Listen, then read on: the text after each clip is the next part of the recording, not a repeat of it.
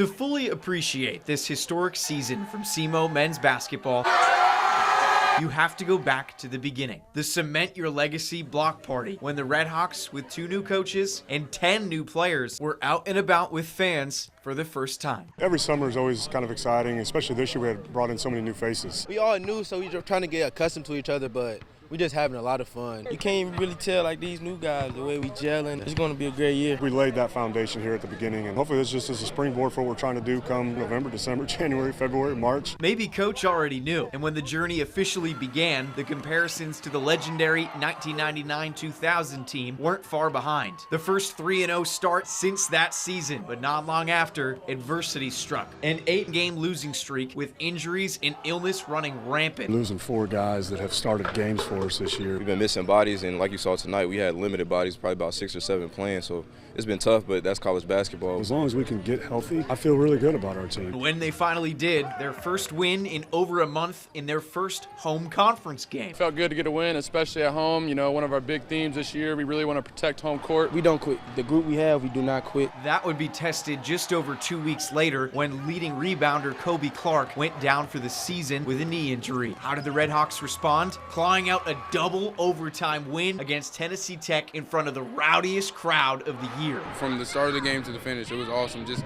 every time you even make a simple layup or a free throw, the crowd's going crazy. So it was fun to play in. That was big time. We had a couple big and ones at the end, a lot of energy. Adam dunked on somebody. It was great. To be halfway through and to say that you're at the top and in first place and all that stuff is great. It helps build momentum. 3 more W's kept that momentum going. Then it was Tech's revenge, a buzzer beater that clipped the Redhawks' wings and seemed to have a lasting effect the next 2 games. Then the final homestand. Chris Harris went over 1,000 points in his career, and the Redhawks got back to their identity on offense. We had 3 assists last game. We had 12 assists in the first half. You could tell by the scoreboard it was just a huge difference in the way we played. We know that when we come out and we share the ball, it's harder for teams to guard. It takes more energy. The way that we were just moving the ball and everybody was playing together, we realized that if we played this way, we could beat like any team in the conference. But consecutive losses to end the regular season left SEMO 5th in conference and having to play on day 1 in Evansville. We just got to be locked in each and every game. He know what to do, I know what to do, so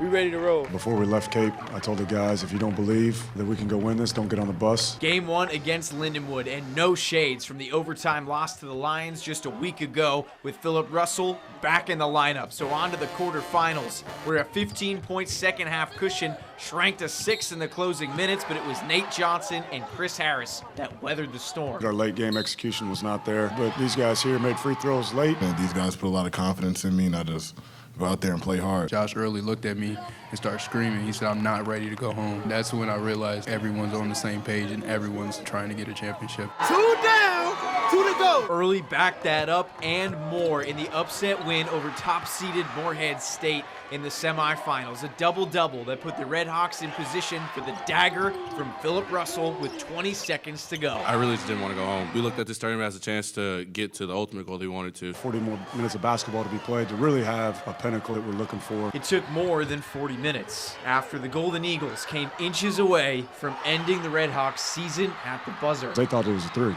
They thought we lost. Nate even had tears coming down his face. And they just said, hey, remember this feeling. We've got 5 minutes to not feel this way. In OT, it was the 3rd SEMO senior who came through when the team needed him most. Israel Barnes. The rest is history. The first OVC tournament title in 23 years. Wow, we did it. 4 days, 4 games, going 4-0. The guys just been preaching all week, like, my legs hurt, my legs hurt. I'm like, we made it this far. So we might as well just get the job done. I'm just glad this is a group of guys I get to do with because we're extremely blessed and it's a great group of guys. And obviously, we got an okay coach. But, no. It just reinforces everything that we've been preaching from day 1. It's always thinking about legacy, what is a legacy, and that's doing something else for somebody else that lives long on outside of basketball. I couldn't be more proud of the guys for them to have this experience for the rest of their lives.